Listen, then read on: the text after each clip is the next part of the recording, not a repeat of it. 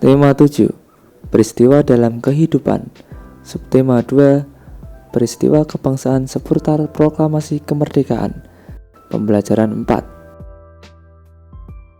Setelah peristiwa proklamasi kemerdekaan, ada pekerjaan sangat penting yang harus dikerjakan. Pekerjaan itu adalah pembentukan Negara Kesatuan Indonesia. Banyak peristiwa dalam proses terbentuknya Negara Kesatuan Republik Indonesia. Sebagai negara yang baru lahir, Indonesia belum memiliki undang-undang dasar yang berfungsi untuk mengatur segala aspek kehidupan berbangsa dan bernegara. Kepala negara dan kepala pemerintah yang akan menjalankan pemerintah secara kelengkapannya juga belum ada. Para pemimpin bangsa segera memanfaatkan dengan sebaik-baiknya lembaga yang ada pada waktu itu, yaitu PPKI yang dibentuk Jepang sejak tanggal 7 Agustus 1945. Diketahui Insinyur Soekarno dan Wakil Ketuanya Dr. Andes Muhammad Hatta, PPKI menggantikan tugas BPUPKI yang sudah berakhir. BPUPKI dibentuk pada tanggal 29 April 1945. Apakah kepanjangan PPKI dan BPUPKI? Badan Penyelidik Usaha-Usaha Persiapan Kemerdekaan Indonesia (BPUPKI) dan Panitia Persiapan Kemerdekaan Indonesia (PPKI). Peristiwa apa saja yang mengiringi proses pembentukan Negara Kesatuan Republik Indonesia? Ayo baca teks yang berjudul Proses Pembentukan NKRI berikut ini. Proses pembentukan NKRI. Pembentukan kelengkapan pemerintah. Pada tanggal 18 Agustus 1945, PPKI mengadakan sidangnya yang pertama di Gedung Kesenian Jakarta. Sidang dipimpin oleh Insinyur Soekarno dan Dr. Andes Muhammad Hatta sebagai wakilnya. Anggota sidang PPKI sebanyak 27 orang. Melalui pembahasan secara musyawarah, sidang mengambil keputusan penting antara lain sebagai berikut. A. Mengesahkan Undang-Undang Dasar 1945 sebagai Konstitusi RI. B. Memilih Presiden dan Wakil Presiden. Memilih Presiden dan Wakil Presiden. Insinyur Soekarno sebagai Presiden RI dan Dr. Andes Muhammad Hatta sebagai Wakil Presiden RI. C. Tugas Presiden untuk sementara waktu dibantu oleh Komite Nasional. PPKI melanjutkan pekerjaannya guna melengkapi berbagai hal yang diperlukan bagi berdirinya negara dengan melaksanakan sidang pada tanggal 19 Agustus 1945. Dalam sidang kedua, PPKI menghasilkan keputusan antara lain sebagai berikut. A. Menetapkan 12 kementerian yang membantu tugas Presiden dalam pemerintah. B.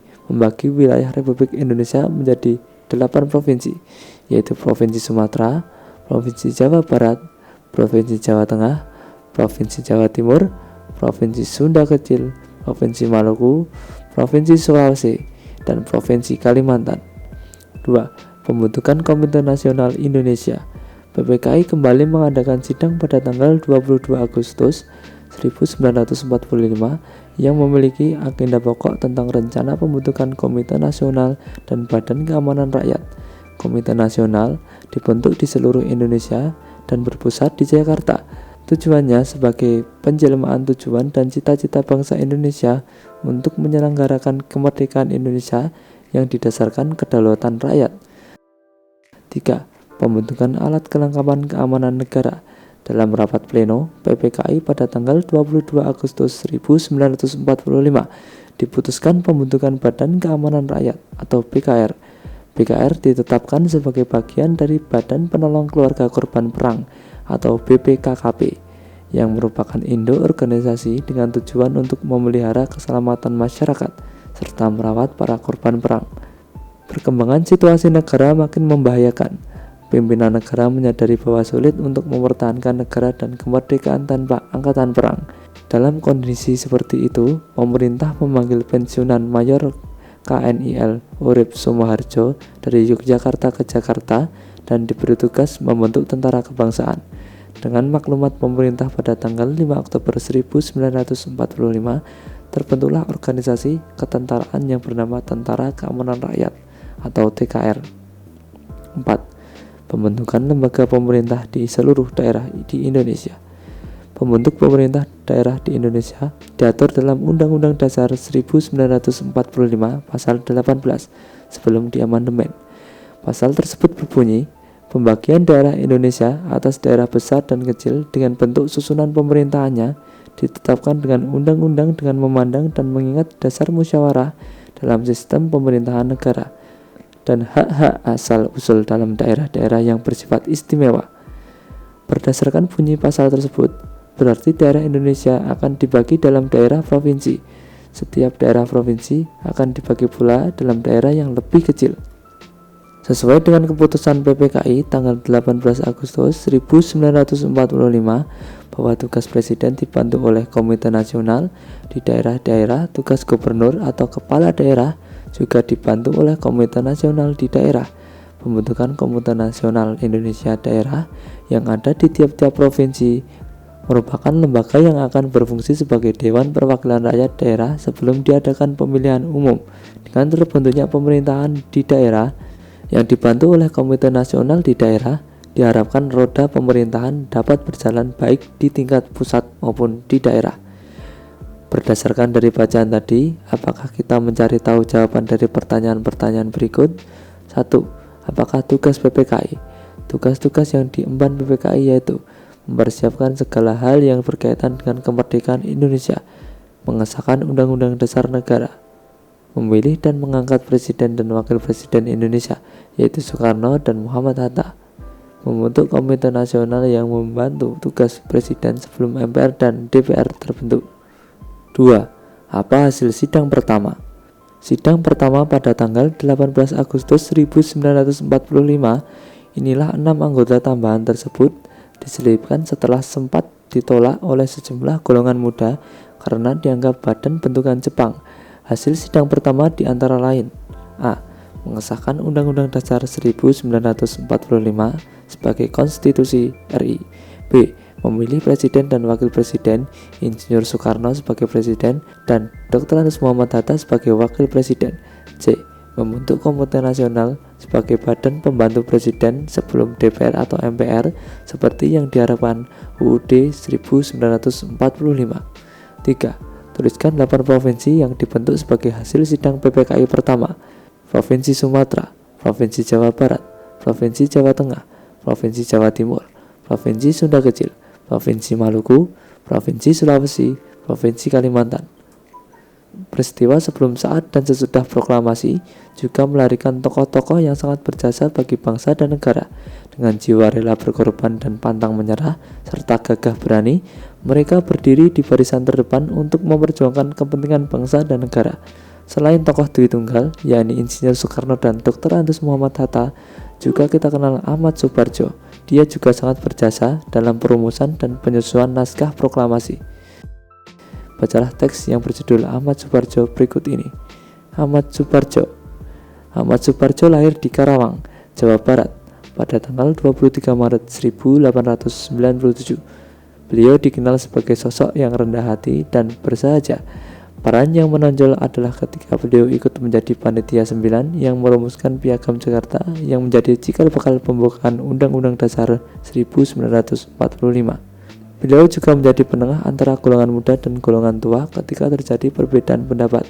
Perbedaan itu muncul ketika akan menentukan waktu pembacaan proklamasi.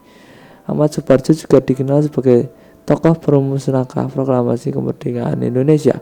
Beliau diperintahkan oleh Insinyur Soekarno untuk mengutip kata-kata dari Piagam Jakarta, terutama bagian pembukaannya, yaitu atas berkat rahmat Allah maka rakyat Indonesia menyatakan kemerdekaannya. Kalimat tersebut diminta untuk dijadikan kalimat pembuka naskah proklamasi. Pada akhirnya disepakati kalimat pertama pada teks proklamasi kemerdekaan Indonesia adalah "Kami bangsa Indonesia dengan ini menyatakan kemerdekaan Indonesia".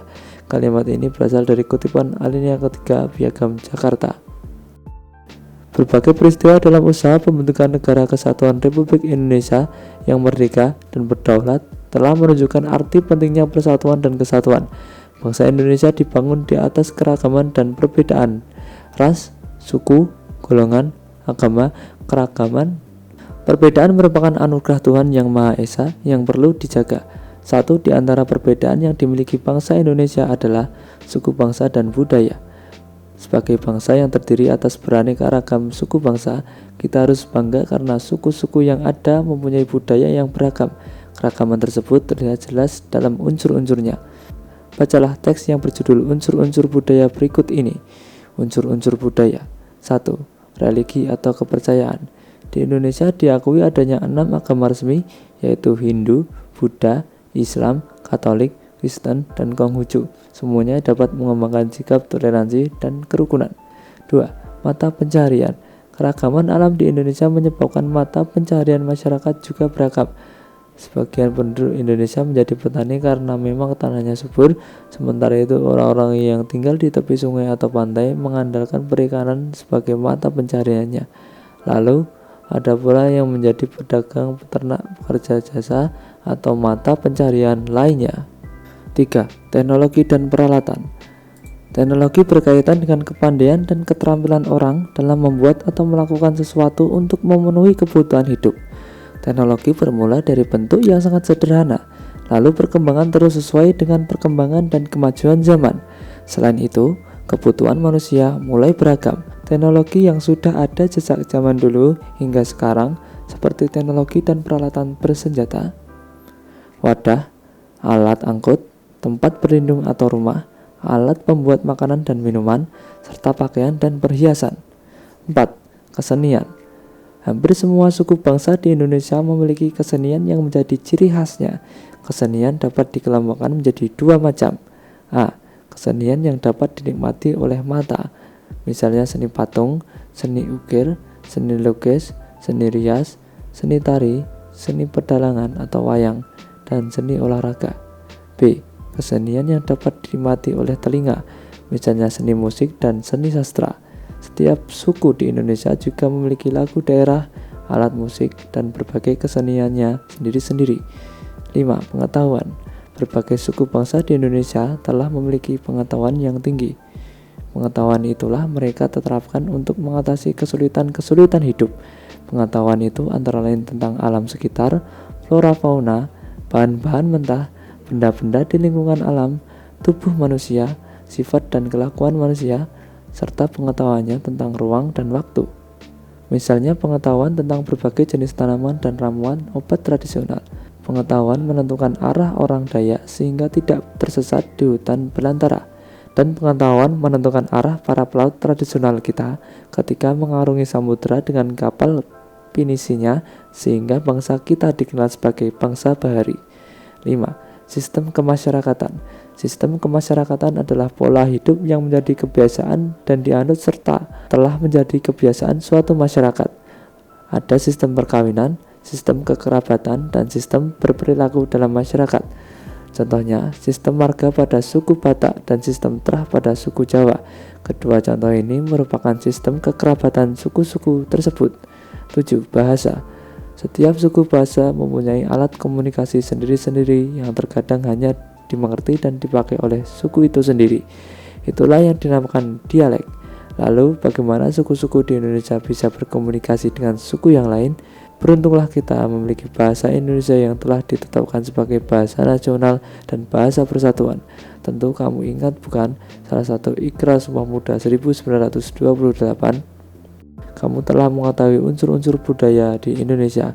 Keragaman unsur budaya tersebut lahir karena adanya berbagai faktor. Faktor itu seperti faktor biologis seperti keturunan, ras, suku, geografis, atau keadaan alam dan historis atau sejarah atau masa lampau, serta keterbukaan terhadap pihak luar. Salah satu unsur budaya adalah kesenian. Tari adalah salah satu dari berbagai bentuk kesenian. Tari merupakan karya seni dengan gerak tubuh sebagai media utama. Amatilah berbagai karya tari tersebut. Telah diuraikan pada pembelajaran 2 bahwa bentuk karya tari ada 3, yaitu bentuk karya tari tunggal, berpasangan, dan kelompok. Setiap bentuk karya tari lebih indah saat penyajiannya mempertimbangkan pola lantai. Pola lantai adalah garis di lantai yang dilalui oleh penari saat melakukan gerak tari. Selain itu, pola lantai tari kelompok dapat diartikan juga garis di lantai yang dibuat oleh formasi penari. Perhatikan pola lantai pada tari kelompok berikut.